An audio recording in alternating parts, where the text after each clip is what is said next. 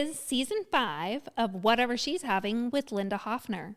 This season, my bestie and co-host, Claire Sumandawiria, is taking a little break to focus on her campaign for Bellevue City Council.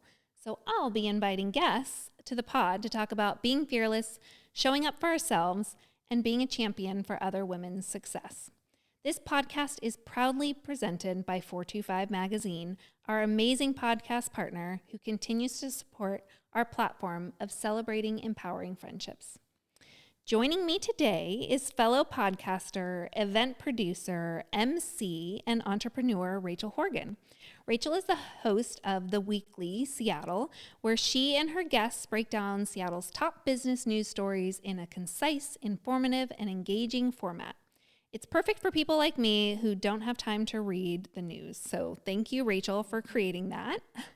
Prior to venturing out on her own, Rachel worked at Puget Sound Business Journal for 5 years as their director of events, interviewing business leaders on stage, and she earned her communications degree from the University of San Diego.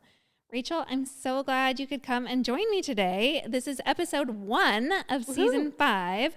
So when I was planning this season, knowing I was losing my co-host and bestie, I thought, like, who am I going to have for my first season? And your name, like, literally popped into my head. Not only because I wanted to, like, hang out with you more, but because, like, you're in the thick of this. You know podcasting. And sometimes you just need somebody to, like, lean on and, like, have sympathy about how hard it is to do this. True. It's so hard, especially you're doing a lot of video, and I know that's, like, another layer of complexity. So congrats. And congrats on the 425 sponsorship. I haven't seen you since that. That's incredible. It's really hard to get on podcasts. So yeah, thank you. We are so blessed by that, and they've been so kind to support Claire and I individually and together. When we were part of the 425 Women to Watch last year, that really, like, launched our podcast and helped solidify them as partners, and it was very exciting. So thank you for being here. Of course, I'm excited. I'm honored. And episode 1, I think, right? Episode 1. We got this. You know, so don't fuck it up. I was just saying, how has it been not having, I don't know if you've done other episodes, but how do you feel about not having a partner with interviewing? I was a little bit nervous about it. But, you know, it was really important to both of us that the podcast keep going and not lose momentum. And so, you know, that felt like something that I just needed to do. Also with the format that we have of, like, filming here, and, you know, that takes a lot of pressure off me when I've got this amazing crew doing a lot of it. And, you know, we're only doing every other week, so it's a little bit more manageable in terms of, like... Yeah, you weren't a dumbass and called your podcast The Weekly.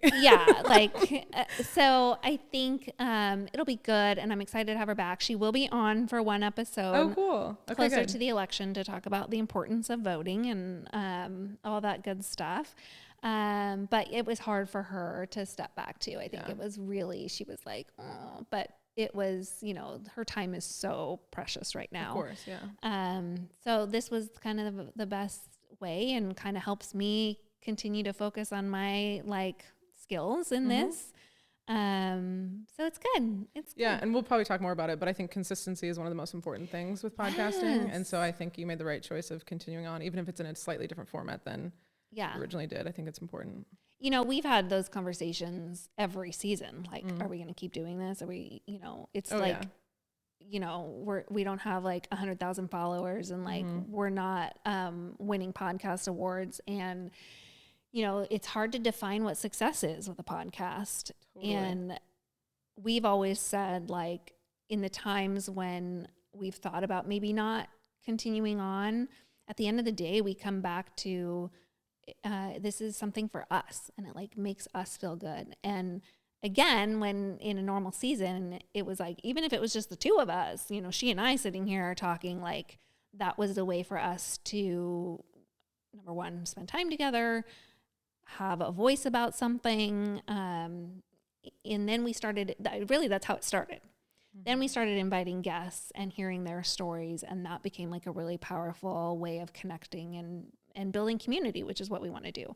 So that is the key. Is as hard as it seems, or even if we're not getting like the viewers that we really want, we could also put more effort into doing that. But I feel that it's really about like, this is our baby and it's something special that means something to us. I think not having a definition of success for podcasting is so spot on, because there's not like, okay, once I reach 100 listeners, 1,000 listeners, 10,000 listeners, like there's no number when you're like, I've made it. Cause I think that you're always going to want more, and there's no like number to hit. And so you have to have some other motivation that keeps you going. And for some people, maybe it's the money. For me, it's not. It's like, am I yeah, there's no money involved in this. Am I inspiring other people? Am I having fun? Like, I love creating new things, and event planning is part of that, but there's so many, I just like creating something and putting it into the world, and hopefully people enjoy it. And that has to be your driving factor, not necessarily like X number of listeners. While that is also important, but it's not like my number one driver. Yeah. I mean, it is a creative outlet, and that's kind of what my vision for starting it was like having that creative outlet outside of the day-to-day, the daily grind of being able to just like shoot the shit and talk about things that were important to us. And control. Oh yeah. From an event planner with control issues. Yeah. Like if you're frustrated in your job, and that's when I've always had side projects in every single job that I've had, because that's where I have full creative control and I can change anything I want. I can do anything I want. I think that's like so important for people to have. Yeah, that's an interesting perspective on that, but so true. You do. I have complete control over who I invite, what we talk about, what time we're taping, what format. So since you brought it up, let's talk about you venturing and doing this thing. It was, you're saying you had side gigs. So I met you in 2023 when you were at Puget Sound Business Journal, and I was a 40 under 40 recipient that year. And I was immediately impressed with just how well you orchestrated all of the different events that we went to. I think you emceed that event that year, didn't you? Yeah, I think I did, yeah. And which I think was your first time doing that, or? Probably newer, yeah. And you just made us all feel so welcome and special, and that made the whole experience, even more amazing and memorable to me and my guests and my family. So kind of what led you to take this big leap of confidence, really? Like what gave you the confidence to say, I think I can do this on my own? Yeah. Well, I think that's a mix of like having the right experience and just like a smidge of delusion that you can do something. But I think the smidge of delusion is a key component to most of what we do in life. Yes. You have to kind of be like, I could probably do that. Yeah. And then if I knew what I knew now, I don't know if I would have done it, but my path. So I've been doing corporate events since forever. I mean, I've been doing events since middle school, high school, college, whatever. And then professionally since I graduated, I've worked in a third party event company. I've worked in-house as an event person. I'm a millennial, so I've had quite a few different jobs, but yes, to your point, when I was at Puget Sound Business Journal as the director of events, we were doing like 30 to 40 events a year, and so many events. So many. And some of them were awards programs, like you mentioned, some of them were panel discussions. And I was writing all the scripts for them and obviously planning them. And then I started putting myself on stage just because we were a small team. And so I was like, well, I could MC. And I'd had a history of public speaking. This wasn't totally out of the norm, but it wasn't part of my normal role to do that. And I just kind of put myself up there and got kind of some of that experience of interviewing people. And then I haven't talked about this publicly a ton, but after about 5 years. Wait, hold on. You're going to get this first here on the Whatever She's Having podcast. I think people have this sense that I just was like, I quit. I'm starting my own business. Boom, success. And the real story. Wait, that's not how that went? I know. Okay. You're getting an exclusive. The real story is I knew it was my time to leave for multiple reasons we don't need to get into, but I was like, I think my time has passed at this company, which we all have felt before. Yeah. And I think my boss also felt that. So we had this conversation, and it was what I like to call a conscious uncoupling. I have not heard this term. I love this term. Gwyneth Paltrow mentioned it with her breakup, but I feel it applies to my job. Or it's both kind of like, this time has come to an end for both of us, I think. And so I definitely feel like I was pushed in this direction that I don't know if I would have been ready to take on my own without those other forces. So and I'm so grateful for it, because I was able to have some time off, think about what I really want to do. Where the podcast comes into play is that I'd been thinking about this for probably a year. That's something I wanted to start, but I didn't have the time. I don't know. When I quit the job, I didn't know if it would conflict with the role at the time. So when I left, I was like, all right, well, while I figure out what the hell I'm going to do with my life, I'll just start this podcast. And some people thought I was starting that as my career. And I was like, no, this is just kind of what I'm going to do with my time. So launched the podcast and then spent some time thinking about what to do. Didn't totally have a great plan. I was like, I'll figure this out. And I got a freelance gig for the month of May, and time and money were running out. And through my network, through another woman, I got connected with another client to do freelance event planning for like 4 or 5 months. And I was like, I'll postpone this freak out until November. And then I kept getting clients. I kept getting other event clients, and that's kind of where I'm at today. But for the podcast, I think that's kind of your question, is how did I get into that? When I was working at PSBJ, I was able to understand what was going on in the business world just because of talking to other journalists and, like I said, writing the scripts. And I was able to understand that without having to sit down and read the newspaper. So I felt like people my age would also want to know what's going on in the business community. And what I wanted was like, wouldn't it be nice if I could just listen to a podcast that told me the top 5 stories of Seattle, but also explain to me, why does that matter? How does that affect me? And maybe having a CEO weigh in on kind of giving that news a little bit of context. I think a lot of times we look at news through the lens of the employee and not necessarily the lens of the employer, and what is it like for them. So yeah, all of that kind of came together, and that's where I'm at now. Well, it's a genius format. Thank you. Really, really is. I still religiously listen to it, and it really does, help me kind of not have to spend the time reading, or there's just so much overwhelm, right, with news in general these days.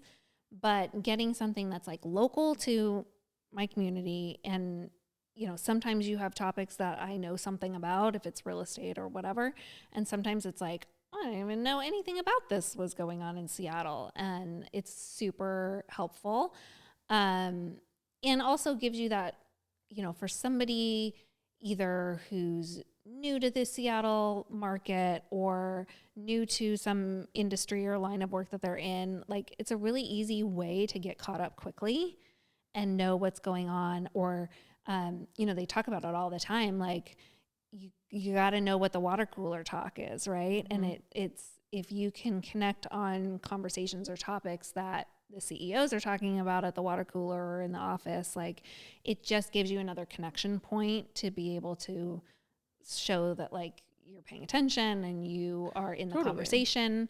So it's listening to podcasts like yours is a really great way of helping, I think, younger folks coming into the industry know what's going on around them. I appreciate you saying that, because that is like my mission in this podcast, is for people, like you said, younger people, whoever, to hear the story and be like, oh, I could be a CEO. Like, maybe you hear the story of somebody founding a company. I could start a company.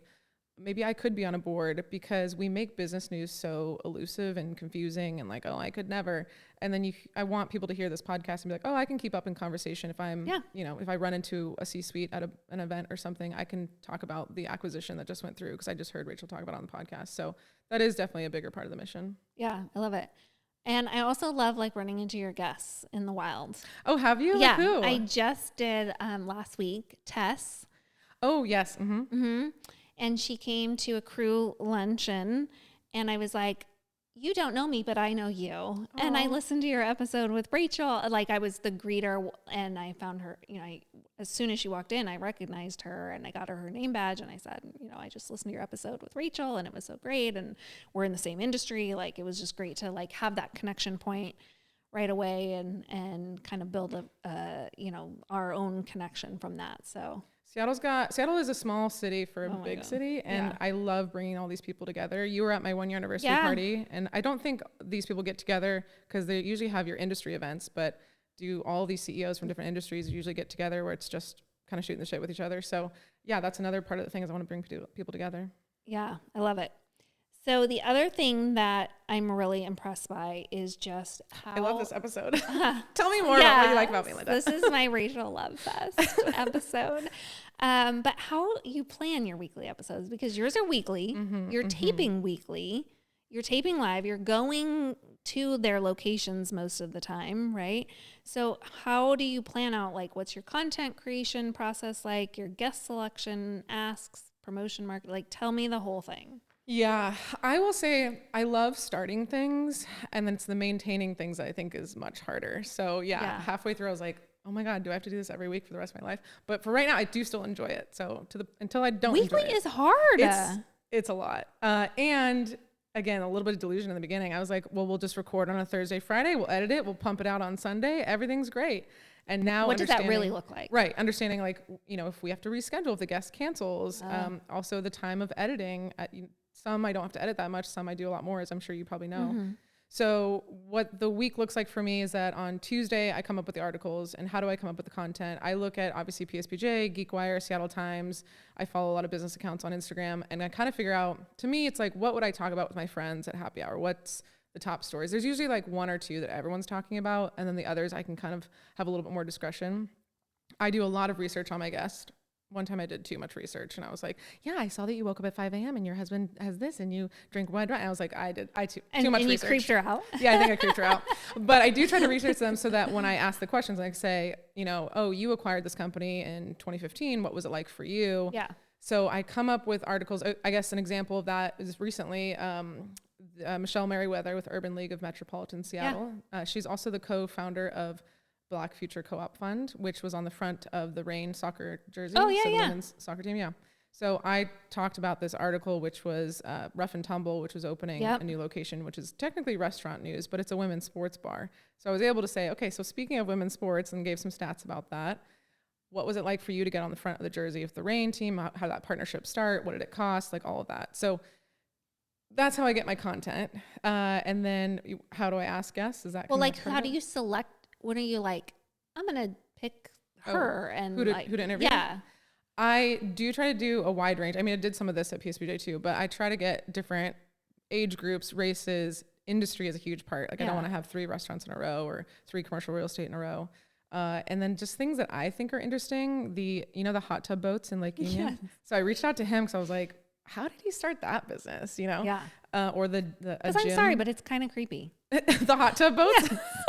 You think it's creepy? I don't want to be in a hot tub that other people have been in. Oh, yeah. Okay, I can see that. Yeah. I'm sure it's very cleanly, and I'm sure it's amazing. Go get your hot tub boats. But I'll ask him on the interview. But things that I think will be interesting, a mix. And I will say, I want to put this on air, is that diversity is important. And when I say that, I mean that I have to look for men, because if I didn't think about diversity, I would have like a lot of women on my podcast, because that's just my zeitgeist, and that's just who I have a lot of connections with. And I do vividly remember, I'm like, okay, men in business, and I got to think about this, just because I'm not as connected in that world. So diversity goes all sorts of ways for mine. We do the same thing. When we started inviting guests, and Claire and I were like, well, there's a podcast about empowering women, but can't we put like allies on there? Like, why wouldn't we have our male allies, right? And so we did, and now that's like been some of the best conversations too of hearing their stories too. And I think they really like to be asked. It's important. I think you need to have the other people in the conversation with that. But to your point, what's fun about podcasting is that you can do whatever you want. Yeah. So you can change it. You can have a guy on there. You could, for me, sometimes I don't have articles. Sometimes I had my sister on, because why the hell not? You can kind of do whatever you want. Yeah. And then you're blindly reaching out to, some of these people you've never met before, right? Yes. Okay. So the first year, not to brag, but I knew a lot of people through PSBJ. You do know a lot of people. Because think about it, for 30 to 40 events a year, and every honoree event had maybe 10 to 15 honorees that I was working with directly, and I'm giving them an award. So I'm not writing a terrible news article about them. And so I have a nice rapport with them. Yeah. And then, so over the course of 5 years, think about that. So yeah, that's a good roster. Right. And 40 under 40 alone, right? So I don't know. You've never asked me to be on You're coming up soon. So I knew a lot of people initially for the first year, but year 2, I'm on. I've had to kind of think a little bit more creatively of who I want. Sometimes it's just talking to other people, meeting people at networking events, just like I said, thinking about a different, another example is the Olympic Athletic Club. I've reached out to them because all my friends are members of them, and they just seem kind of up and coming. So just, what's top of mind for me, who I haven't interviewed. I'd kind of want to do the business of influencing. There's one that's going to come on, well, hopefully, I think she said yes, about instead of cremation or burial, there's a new way of end of life, which is human composting. And it started here in Washington. Yeah. Stop. So I was like, hell yeah, I want that on. That is fascinating. It always has to have a business angle, but yeah. there can be such a mix of businesses. That's very interesting. Who would be like your all-time guest that you would want to interview? Oh, that's hard because who do I like as a celebrity is like Amy Poehler would be so interesting to talk to, right? She'd be amazing. Melinda Gates here locally, I think, or Melinda French Gates would be interesting. Did you read her book? Not her second one? Yeah. I started her first one. I have not read. I'm trying to get more into reading, but no. Did you? I did the Audible. Okay. That's how I get around the reading. I know. I should do that. In the car. So it's either Rachel Horgan in the weekly or an Audible. Right. Equal. Yeah. We're on equal caliber of. To share my time, you know. I did recently read Careless People. The one about. It must have been you that posted it. I did post about it. It was you that posted it. And I was like, what is this? And I'm listening to it. It's crazy. It is juicy. For those listening, if you haven't heard about it, it's this ex-Facebook, Meta Facebook employee that was super high up that does kind of this tell-all memoir. And it reads like a movie. It does. She's good. Yeah. But it also opens up like the behind the scenes of the tech industry and how it, anyway, that's another story. But I recommend it. So for me, somebody that has them as a tenant, it's really interesting to listen to because I'm like, I wondered what's been going on back there. And it's a really interesting book. But thank you, because it was your post that I was like, I needed a new Audible anyway. Yeah. Like I said, I'm not really a big reader, but ever since I picked up this book, I'm telling everybody, I'm like, oh yeah, when I was reading this book, because I'm a reader now. Because I'm a reader. You know what though? Like, she has an amazing, her like spoken. Oh yeah. Dialogue of it is she's really good at speaking. Okay. And she's got her amazing little accent. I didn't know that. Okay. Yeah. I'll have to check it out. Well, because she's from New Zealand. Oh, right. Yeah. Mm-hmm. So she has this amazing accent, but just the way she reads it is very engaging. So when you said it reads like a movie, it's the same on the Audible. Like you feel like you're watching a movie. So yeah, I'm like halfway through it. So it's good. So thanks for that hot tip. Mm-hmm. Okay, well, on this theme of like favorite people that you'd interview or such, now that you're in event production on your own, what's your kind of favorite type of event or of actual event that you've done to execute, and what's the worst?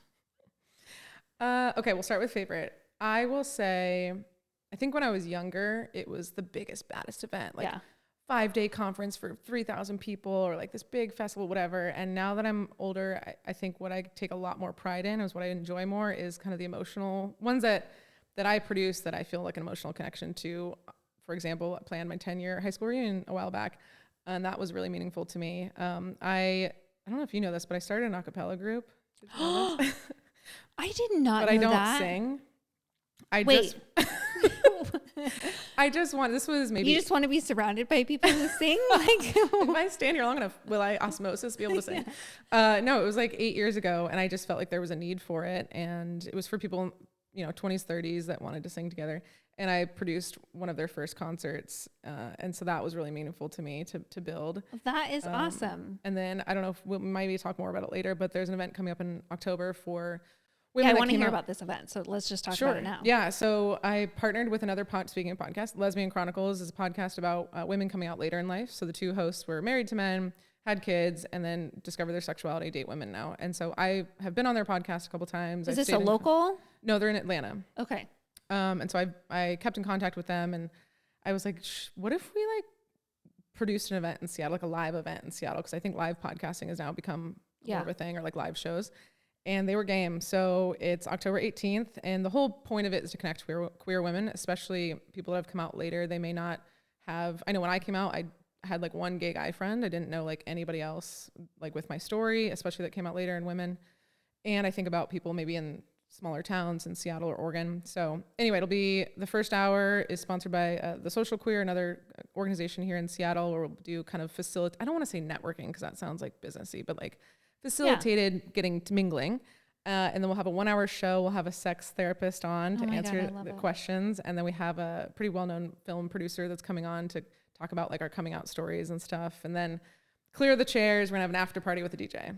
That's amazing. Mm-hmm. Yeah. I organized some Friday events too, because obviously I can't help myself, but yeah, I'll put the link in your show notes or something. Please. Are allies welcome to come to this event? I think Friday would probably be better for allies. Yeah. Saturday you can, yes. And that's why I'm trying to walk the line of being inclusive. Yeah. No, I totally get it. You know, because the whole thing is like meeting each other with similar stories. But Yeah. but we're not going to turn anyone away at the door. If Hunting Wives made you feel something and you want to come check it out, you are welcome to come. But yeah, I think my favorite events now are something that I produce myself and that I think makes a difference in people's lives. Yeah, I love that.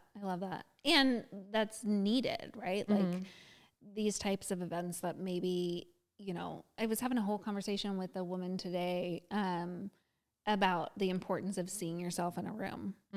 And when you don't see yourself in a room, you know, tend to not engage, right? And then it's like this stalemate where it's like, well, we need that first person to show up so that other people can see themselves, right? And it's like this dance of wanting to see yourself but not wanting to be the first, or you know, wanting to be able to walk into a room. And so and you can say that about any kind of group, totally. Right? So curating an event like that is really special. I think in Seattle, like it's gonna be huge. I would not be surprised if year 2 is like double the size. That's the goal. Thank you. Yeah. And I also, having lived most of my life as straight, I don't think I understood that concept until, and I can't imagine if I was a different race, of course, but like, I was at a party and I was the only queer person and I felt it and I was like, oh, and they're all my friends, but I was like, I'm showing up a little bit differently. You could feel that. I'm not making the same jokes I maybe would have. I notice it. I think about it. I don't know. It was a really interesting experience for me. So do you mind asking me how long you've been out? Coming out is a hard thing because, like, when did I put a rainbow on my Instagram, or like when did I tell my parents? Because those are different things. Both, But I usually say like around 30. I probably started questioning things at 27, accepted and started only dating women at 30, and I'm 36. So that now. Is later in life. Yeah, I think. I guess that's subjective, but yeah, it's later for me. Yeah, I mean, to the point of, you know, it feels like those. I don't know if it's acceptance or conversations are happening a lot younger. But certainly was not happening when you and I were in middle school. No, I mean, I didn't know anybody gay in high school. One person in college, and oh, really? And yeah, maybe that was just I wasn't around it as much, but it's definitely different these days for sure. Yeah, and which is awesome that people feel comfortable enough to you know, be able to say like, this is who I am, right? But you mentioned that coming out to your parents was different. Was that harder? We're going off script. Yeah, sorry. No, it's okay. Yes, it was harder. I felt like I needed to get to a place where I was so completely comfortable with it that no matter what their reaction was, I was going to be okay, because I wasn't 100% sure. And yeah, I also just didn't know how it was going to go. And I don't know. Yeah. It's a hard conversation. It is. I just kind of postponed it as long as I could. I remember having to tell my parents I was getting divorced.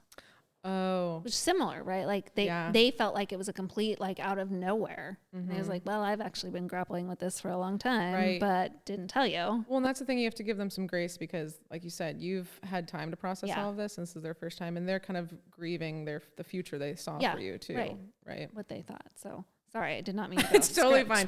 I was on the give me a mic and I will go off the Lesbian Chronicles. I talk about more in detail about my coming out on that one, but yeah. Yeah. Okay. I'll have to listen to that episode. Wait, do you want the worst story? Do we have time for the worst event? Yeah. Okay. So the worst of it. Yes. I have to hear about that because I know there's some good ones. One that stands out to me is when we're hosting a luncheon for like an awards ceremony, and we're giving out like a lifetime achievement award. So this is like a big deal. And there's one AV company that's just super expensive, and I was on a budget, so I ended up using an outside AV company. So instead of the one at the hotel, it was like one that I was bringing in. I'd been in conversation with them. They're very well known in Seattle, whatever. I show up maybe like an hour and a half. There wasn't a lot of setup. An hour and a half before, open the ballroom doors, no AV. And when I say no AV, I mean no screens, no projectors, no pipe and drape, no uplighting, no microphones, just like a room of tables for like this huge awards ceremony.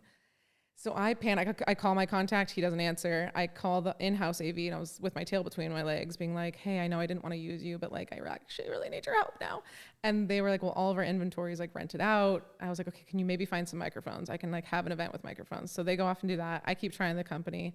Then we start doing backup plans. So I close the door. I keep the doors closed, the ballroom doors, so people are like outside networking longer. I talk to catering. I have them preset salads. So it buys us time. I talk to the MCs. We start cutting things out of the program. We're just trying to buy ourselves as much time as possible. Finally, I end up getting a hold of somebody at the company. They like bring over 20 of their guys to like come set up everything quickly. The screens are still getting set up as people are like eating their salads, and I'm just like a mess. But that was probably one of the worst times where it was like, I don't know if I'm gonna be able to pull this off, but you did. But I did. Because you're a professional. And nobody was the wiser. Exactly. That's so true. Yeah. But I think anything with live streaming, it was going to be my other answer. Is the worst. I feel like it goes wrong every time. Yeah. Every time. I don't actually think I've ever been to one that went. As a planner, you don't have a lot of control over that tech. Yeah. Like on site, you can like, if a microphone dies, you do a different microphone. But if something's messed up with the live streaming, I had an event like that too. And we had to cancel it. It was awful. Oh, yeah. I'm sorry. Okay. What I like to do is a round of rapid fire questions that you also did not get ahead of time. Okay. This is kind of how we like close out the episode. I like it. Improv, yeah. Which I actually feel like you would be really good at improv. Have you ever done it? Okay, thank you. No, I've done stand-up before. You have? Yes. We should do it. I want to come watch you. Okay, we should do an open mic. I like to pretend like I'm funny enough that I could do it, but I'm not. So I need to watch other people do it. Well, once you watch some stand-up, especially like an open mic, and you're like, okay, I'm not great, but I'm better than some of them. Not to like put other people down, to like put yourself up, but sometimes. Yeah. No, so I've done stand-up, and I'm one of those people where I plan everything out. Like everything I say is planned. And then improv, I feel like I'd just black out. I don't know. It seems scary to me. So you're like, you know your jokes ahead of time. That you're well rehearsed. Which my friend does stand up a lot more seriously in LA. And she's like, yeah, I don't know. I might talk about my rehab thing, or I might talk about this. We'll see what happens on stage. And I was like, are you serious? Like I have every breath I'm taking planned out. That's probably how I would be. I would be more of a whimmer. Yeah. Which I just started doing this exercise with my 11-year-old yesterday. I just started yesterday while we were walking. And it's like and actually I heard this from a friend of mine who works at Alaska or at the Port of Seattle at a recent Alaska Airlines party. And he has twin 11-year-olds. And they play this game where like you give the other person a topic and like 2 minutes and they have to like riff on that topic. Oh, wow. Okay. Super fun way to kill time on a walk when your child doesn't like to walk and he's a talker. So it was really fun, and I like learned new things about him. And then he made me talk about boba tea for 2 minutes, and I was like, it's full of sugar and is one day going to kill you, but it's fine. It's probably good public speaking practice. Yeah, too. It really was. So anyway, all right, rapid fire questions. Dry or sweet cider? Did you ask this because you know I love Yonder cider? Yes. Dry, for sure. Dry. And I've been traveling a lot more, and they don't have dry ciders, and it's sad, but I can't do a sweet cider. You have to. I like dry. I will come with you. I would love to. Okay. Managing musicians or managing brides? Oh, wow. These are great. You do your research. I do. Managing, I'd say musicians, but they both are challenging in their own ways. I did dabble in wedding planning for a be a bit. And I know. I saw you've been doing stuff with Jordan, and I'm like, bless her, because she's so much better. You could not pay me to be a wedding planner. It's what I get stressed about is like things go wrong in an event. Like that's just the way life is. And when it goes wrong at like a sales kickoff, I'm like, oh, the coffee was late at the sales kickoff. Like we might get some negative reviews. If the coffee's late at a wedding, I'm like, this is their one day of their life. Like everything's crumbling down. So I get really stressed. No, I'd say musicians, even though that can be challenging. Yeah. Brides only because I'm not in weddings as much anymore. And it's a unique thing that Jordan is better at than me. We all have our niche. Yes, that's true. Okay. PWHL hockey, rain soccer, or storm basketball? Oh my gosh. Okay. I'm going rain soccer because I grew up playing soccer. Okay. And I don't know if you know this, but I walked onto a D1 team. Thank you so much for letting me say this. You did? Yeah, I did have to walk off 3 weeks later because I was the worst player, but I did it. You did it. I practiced. Yeah. It was a humbling experience. That's amazing. Good job. Yeah, so soccer is close to my heart. I played soccer growing up. You did? Okay. Yep. not far. And then my oldest son played college soccer. He's a goalie at Point Loma. And I've been going to a lot of Storm basketball games, which are so fun. They're so fun. So fun. But my younger son plays hockey, and we are all in on the PWHL. I went to their first, like, whatever that game Yes. was, exhibition game or something, and I'm really excited. My friend is their director of operations, I think is their title, and I'm gonna have them on the podcast. Oh, for their amazing. First game, yeah. I think their game starts in December, I want to say. We have not seen. I bought season ticket too. I bought 2 tickets. Well, I think it's December. And I have not gotten I have no idea. So when you tell me Okay. when they start their season, let me know. Okay, don't quote me, but I thought it was December. Okay. Love it. Okay, last one. What's worse on a first date? She doesn't laugh at your jokes or she doesn't stop talking. Oh man. I think just because of my ego, I'm going to say she doesn't laugh at my jokes. Yes. I would think that would be I mean, worse. you can't, where do you can't go anywhere from there. Yeah, you can't go anywhere.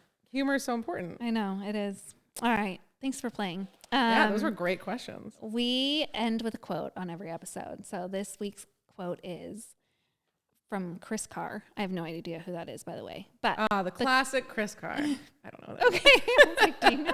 But the quote is, "It's not about finding your voice. It's about giving yourself permission to use it." And in the realm of podcasting, we often don't allow ourselves to be vulnerable enough to say what we want to say. And podcasting can be tricky because we're inviting judgment towards what we say or what our opinion is, how popular our show is, who our guests are.